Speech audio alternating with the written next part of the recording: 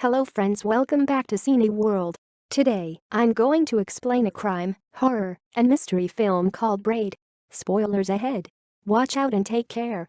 Petula and Tilda are struggling artists who have become drug dealers to survive.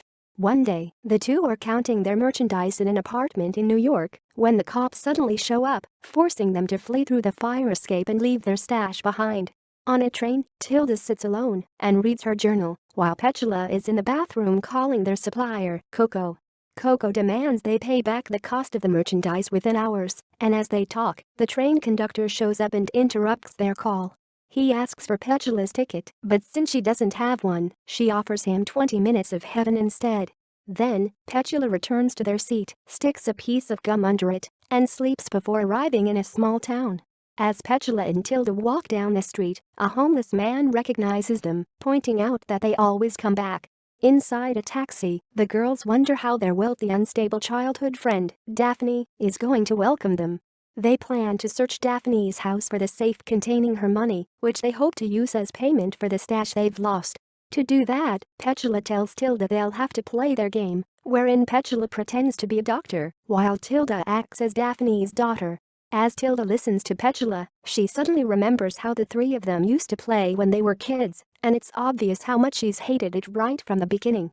Running out of options, Petula reminds Tilda to do everything Daphne says, but Tilda can't even bring herself to agree with her friend. In the mansion, Daphne softly hums while washing the dishes. When Tilda arrives and greets Daphne like she's her mother, Daphne happily plays along and asks Tilda how her day went. Tilda then says they were dismissed early from school and asks for some food, sending an eager Daphne to start cooking for her pretend daughter.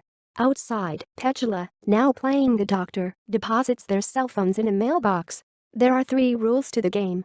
First, everyone must play. Second, no outsiders allowed. Third, nobody leaves.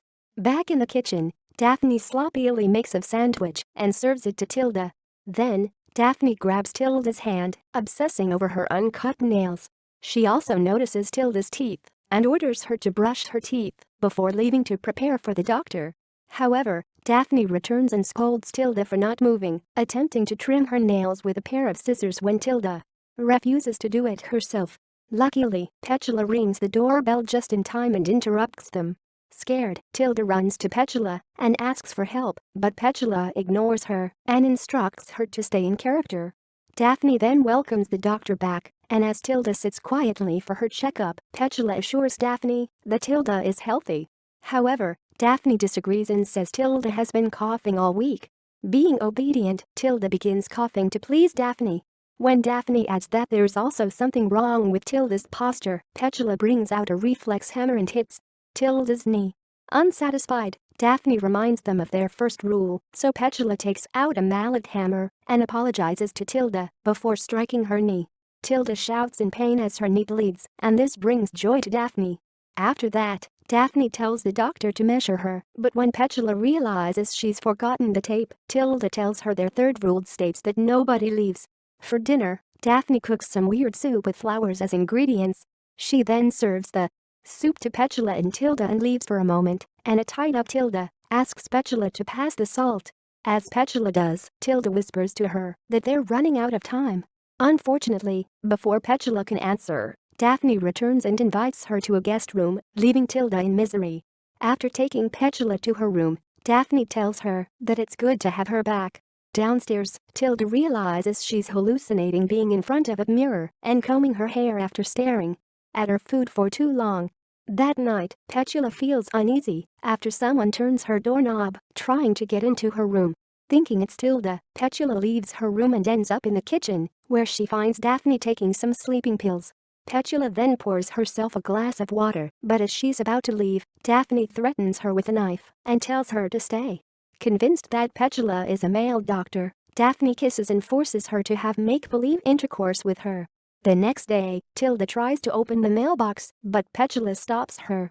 She reminds Tilda not to break any rules, worried that they might get caught. She then reveals to Tilda what Daphne has made her do the previous night, and as they talk and laugh about it, Tilda suddenly starts acting weird. She once again hallucinates due to the amount of substance she's consumed, causing her to remember a childhood memory. Jealous, Petula takes a pill too and leaves Tilda, who is having a flashback about her argument with Daphne when they were kids. Young Tilda refused to play their game, and as the girls fought, Daphne was accidentally pushed out of the treehouse and landed on the ground. Daphne was immediately taken to the hospital, where Petula and Tilda lied and told Detective Siegel that their friend had fallen out of the treehouse. Siegel wanted to know exactly how Daphne fell out, so Petula dropped a small yarn doll into his hand to demonstrate. Doubtful about the girl's honesty, Siegel looked inside Daphne's room and overheard the doctor telling her grandmother that although she was okay, her abdomen had been critically damaged, adding that she might not be able to conceive.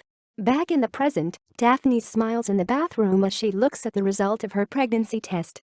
Meanwhile, Petula experiences the drug's effects, which involve someone burning her arm.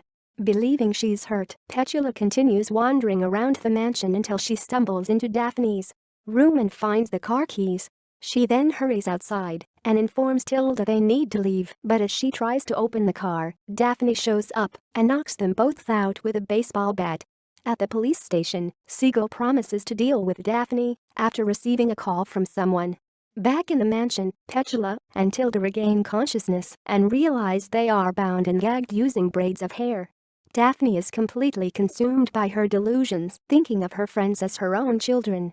Daphne intends to keep Petula and Tilda by her side, and as the girls struggle, the doorbell suddenly rings. As Daphne answers the door, Siegel informs her that her neighbors complain about women screaming from her home. Daphne then lies, saying she's adjusting to her new medication, but the detective finds that suspicious and uses the water leak in her house as an excuse to enter her mansion. Daphne is anxious about Siegel's presence, so she lies once again and says she's still mourning the sudden loss of her grandparents. After Siegel offers his condolences, he picks up a book on the floor and sees a picture of Daphne, Petula, and Tilda. Siegel wonders if they're still talking to each other, but Daphne says she's kept her distance from the girls since her grandparents believed them to be a bad influence on her. However, Daphne has always disagreed with them, for she thinks Petula and Tilda are geniuses. Daphne also tells Siegel that the world will start to feel their absence, making the detective even more suspicious since the authorities have been looking for Petula and Tilda for quite some time already. Siegel then asks Daphne how she knew they were missing, adding that their disappearance isn't national news, so there's no way she could have read about them. Edgy, Daphne fails to answer the detective's question and stops him from going upstairs when he hears a noise coming from the attic. Daphne then asks for Siegel's search warrant, and when he's unable to show her one, she asks him to go. Defeated, Siegel tells Daphne that the friends she's trying to protect are wanted fugitives before finally leaving. After some time, Daphne starts barricading the mansion. Meanwhile, Petula and Tilda still fail to locate the safe. One morning, before breakfast, Daphne makes Tilda wash her hands, leaving Petula alone with her. She then starts speaking in riddles, giving Petula clues as to where she can find the safe and says they can leave once she discovers it. Confused and worried, Petula runs after Tilda, who's just listening to them the whole time.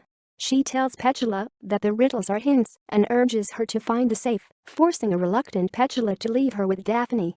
From her window, Petula sees a small statue of 3 women in the gazebo. She then runs to inspect it and finds a clue underneath it before returning to the mansion and following a crack on the ceiling that leads to a room. There, Petula closes all the curtains, revealing another clue in the mirror. With this, Petula finds the safe and opens it using the numbers she's seen from the statue, mirror, and calendar. Finally, after gathering Daphne's inheritance, Petula bursts into Tilda's room, while her friend writes in her journal that Daphne will eventually catch Petula trying to escape. Tilda is worried because Daphne always gets Petula, but Petula is too excited about their escape plan to even notice her friend's troubled expression. That night, Petula and Tilda pack their stuff and try to hitchhike, but nobody stops for them. Exhausted, Petula snaps at Tilda for not helping her, and as they argue, Daphne shows up in a car and runs Petula over. Later on, Petula wakes up and finds herself tied to a wheelchair. After making it clear that she has no intention of letting them go, Daphne takes Petula to a room where Tilda is locked in a cage. Daphne says she suddenly remembers the night she had poisoned her grandparents, annoyed at them for trying to get a caretaker for her. For the girl's punishment, Daphne makes a horrified Tilda watch as she gives Petula a Glasgow smile. Meanwhile, the homeless man from the train station reports to Siegel that he saw Petula and Tilda days ago. The next day, Daphne informs Petula and Tilda they're free to go, adding that the cops are looking for them. She then mocks Petula and Tilda, telling them the authorities might not recognize them because of their scars. Suddenly, Daphne gets mad and orders the girls to clean the room for her baby, so Tilda gives Daphne a reality check by reminding her she's not pregnant because she's infertile. Daphne tries to explain that she feels the baby kicking, and when Tilda asks who her baby's father is, Daphne says it's the doctor's. Tilda then fails to control her laughter, while on the other hand, Petula plays along and tells Daphne she needs an emergency C-section. In another room, Petula and Tilda change to scrubs and prepare to operate on an unconscious Daphne, intending on killing her using medical tools. However, Siegel arrives just in time to stop them, instructing Petula and Tilda to put their hands on the back of their heads. Unfortunately for the detective, Daphne suddenly gets up and stabs him in the back. Tilda joins in hurting him too, and while Petula initially refuses to bludgeon Siegel, she eventually uses the mallet hammer to hit the poor man. After that, the girls bury Siegel's dismembered body in Daphne's yard. They then discard Siegel's car in a pond before returning to the mansion, where their wounds magically disappear after taking a shower. In the bathroom, Petula dances and sings to music playing in her head, also shaving until blood replaces the shaving cream on her face. Meanwhile, Tilda and Daphne are in the kitchen, still acting like mother and daughter. Tilda then stands up and takes a bow, and when Petula does the same, it seems like they have just finished performing a show. Outside, Tilda plays in the yard, while Daphne and Petula watch over her. When Daphne leaves and Petula realizes she's alone, she follows them into the gazebo, where a bloody Siegel surprises her.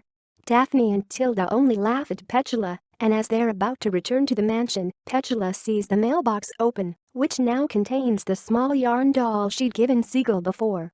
Confused, Petula picks up a shovel and digs up Siegel's grave, which she finds empty. Frustrated, Petula returns to the mansion and sits on the couch, eventually realizing that the same piece of gum she'd stuck under the train's seat is placed under the couch. Petula discovers that the underside of the sofa is full of gum, also finding Tilda's journal, which contains everything that's happened to them up until the time. Daphne is glad Petula has found the diary, thinking it might convince Petula not to run away anymore. Daphne then reveals that Petula always tries to escape every time they play, but ends up returning anyway and forgetting everything. She also tells Petula to look at her arms, which are marked with brandings from her running away. Scared, Petula asks help from Tilda, who later on reveals that all the events from the train and everything else are not real and are all just part of their game of make-believe. Petula cries as Tilda reminds her they don't need to leave the mansion, saying they have everything they need there. With the truth finally out in the open, a desperate Petula eventually accepts the hand that Tilda offers. In a room where a toy train set is seen running, it is revealed to be the train they'd hopped on earlier. The girls also like to paint, and they use acrylic paints that are called Siegel. Later on, the girls decide to kill themselves by hanging, slitting one's wrist, and drinking poison. However, that only ends another round of their game. After some time, a much older Daphne washes the dishes and hears the doorbell rung by a wrinkled hand. Then, Tilda arrives home and greets Daphne like she's her mother, implying that they've been playing their game for many years. When Daphne, Petula, and Tilda were children, they played a fun and innocent game. However, as they got older and their delusions intensified, the game transformed into their reality. Petula was the only one who tried to end the game, but with every attempt, she still ended up playing. This only signified that they couldn't return to the real world anymore, for they were too absorbed in their own fantasies. In the end, the three girls fully embraced the childhood they couldn't let go of, forever trapping themselves in the walls they had created. Thanks for watching. Please subscribe for more videos.